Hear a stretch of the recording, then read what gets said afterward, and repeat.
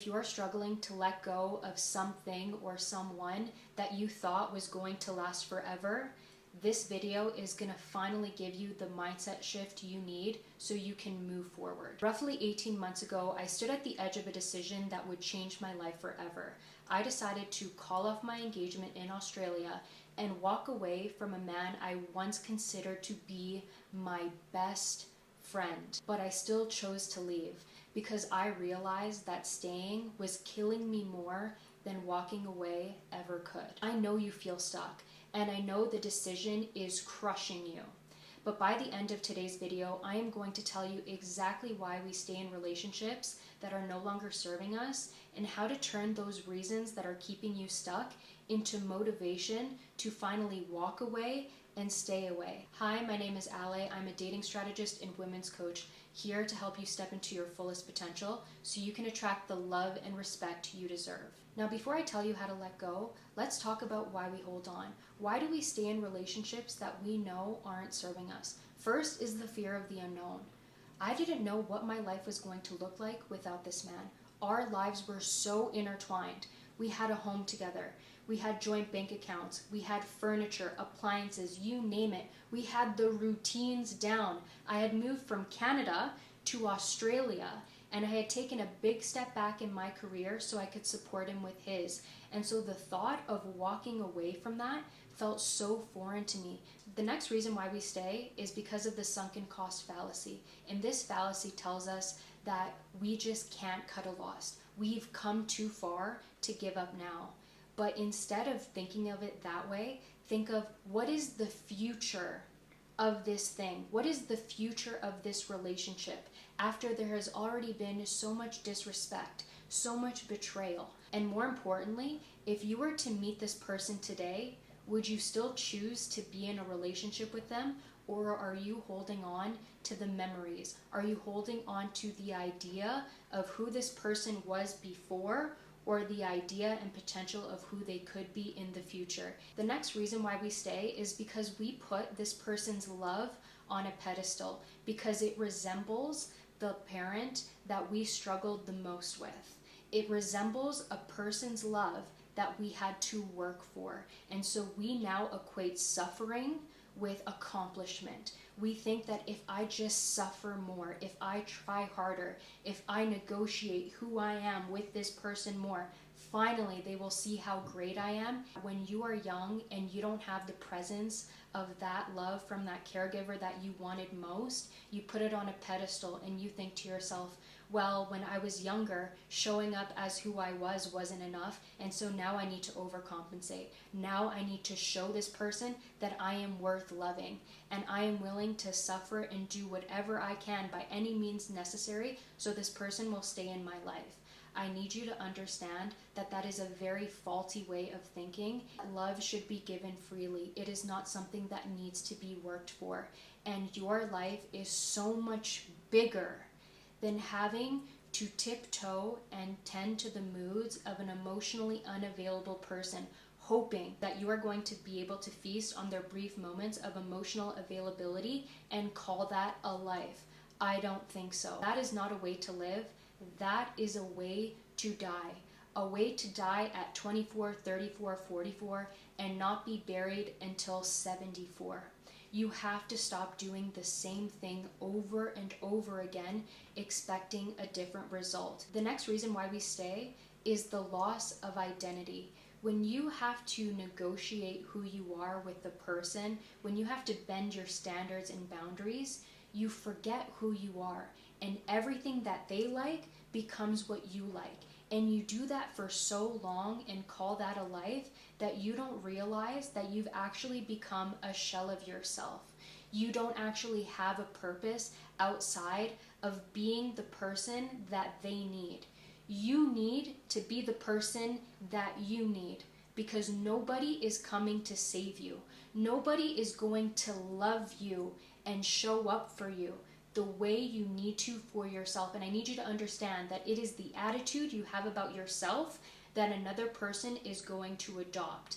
If you treat yourself like the prize, you will turn him into a believer. if you treat him like a celebrity, like you are just so happy that he graced you with his presence, he is going to treat you like a fan. He is going to treat you like the dirt beneath his shoe. The most important identity that you need to feed into is the identity you have for your ideal self. Who do you want to be? What kind of life do you want to have? What does the best version of you look like? Because I need you to understand that the women that are treated the absolute best, the women that aren't taken for granted, the women who move in a way that have the men around them thinking, oh my God, I need to come to them with my shit together, otherwise I am going to lose her. Those kinds of women, they build their identity around their passions, their interests, and their life goals.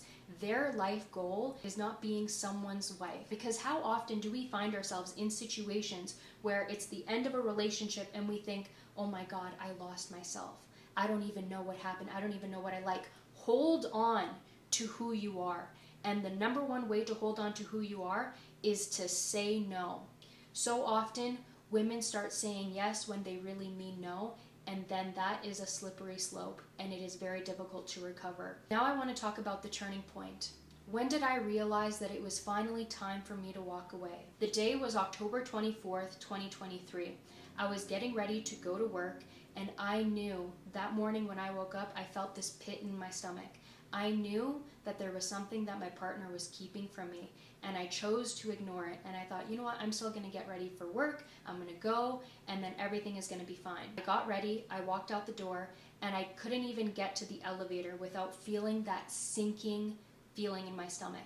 And I thought, Ale, go back inside. And I said, just look at his computer. And so I looked at his computer, and I know a lot of you guys are going to say, well, why did you do that so bad? I did what I had to do, and I have no regrets. And what I found on his computer reaffirmed every bad dream that I had had, every sinking feeling, every story that he shared to me that didn't quite sit right with me. It all became clear. And it was death by 1,000 paper cuts, and I will never forget. I heard this loud bang, and I realized that that was the sound of me collapsing on the floor. It felt like my whole world stopped. My face was hot. It felt like I couldn't breathe. And I thought that I was having a heart attack. I later realized that I was having a panic attack, but I truly thought that I was going to die right there on my kitchen floor. And I remembered thinking to myself, did I leave the door unlocked when I came back in? Who's going to find me? And I thought, I can't believe I spent my entire life trying to be loved by a man who was never going to love me, who was never going to choose me. And all of a sudden, small comments my in-laws would make that really bothered me didn't bother me at all, because it all came down to the fact that I was going to die on my kitchen floor, and I didn't even scrape the surface of my potential, because I was so wrapped up in the identity of being someone else's partner, of being someone else's wife. And I remembered sitting there and just feeling so angry. After the panic attack ended, I thought that I was given a gift. It felt like one of those moments in a movie where a person gets into a car crash and they survive, and then all of a sudden they live their life completely differently because they realize that they truly only have one life to live. That was my moment. That was my turning point. That was my never again moment, because I realized that a person who truly loved me, who truly cared for me, would never put themselves in a position to lose me. And there was just so much striking evidence in front of me that showed me that this person truly did not give a damn about me. And I couldn't believe the lies that I told myself for so long, because the evidence was just so clear. And I want you to understand that you don't have to get to that point to finally feel justified to walk away. You can feel justified in walking away when your partner refuses to stand up to his family, to his mother, to his friends, and defend your honor when they are being disrespectful. You can choose to walk away when you realize that your future goals do not align. You don't have the same vision. You don't have the same values. And I want you to understand that if you are obsessed with the potential of this man, it's because their reality is making your life a nightmare. And so that is actually your way of coping, because you know that there is something that's being presented to you right now that you don't like. And so you think, okay, well, that's just right now, but in the future it's going to change. You don't know that. I had to accept that walking away was never about losing him. It was about choosing me. And for the first time in my life, I realized that my life was up to me. This man was never going to become the man I wanted him to be. And that potential that I saw in him was actually just a reflection of what I would do if I was in his position. And so I decided to set him free so that he could be with someone who could love and accept him in the ways that I knew I could not. And I found so much freedom in doing that. I realized that closure isn't given, it's decided. And I decided that I was going to give it to myself by closing the gap between where I was right now and where I knew I needed to be. Now let's talk about how to let go. If you know you need to walk away but you're scared, this is what helped me. First, I need you to detach from the what-ifs. What if, as soon as I walk away, he becomes the man I always wanted him to be, and now the next woman gets to benefit from the man that I built? Your future is built on what you do now, not what could have been. And often we look back and we think it was better than it was. And I realized that even if he did step into the best man, even if he became the man of my dreams, I would have deeply resented him for it, because it didn't take me 5 years and nearly losing everything to finally realize how worthwhile he was. And so why did he need to wait till I was on the verge of a mental breakdown to finally step up and be that man? It's less about who he needed to be, but it's realizing that I hated that version of myself, the burnt out version of myself, the insecure version of myself, the version of myself that was just willing to shapeshift and be whatever he needed. And there were also parts of his lifestyle, parts of his family that I deeply disagreed with, things that I knew would have bothered me till the day I died. And I knew that's not something that I wanted to sign up for. The next thing that helped me let go was to rewrite the narrative. Instead of thinking to myself, I wasted 5 years of my life, I thought to myself, I have a bachelor's degree in emotional endurance, in psychology, in relationship dynamics. And I knew that this was just preparing me for what was next, because it gave me so much confidence. And I know it sounds kind of twisted to say, but I thought, if I could put up with this, I can do anything. And so then I was like, okay, well, if I'm starting over from scratch, what is the biggest, wildest dream that I could have for myself? And I thought, I would love to empower women all over the world with all of the things that I have learned to help them step into their fullest potential and get the love and respect that they deserved.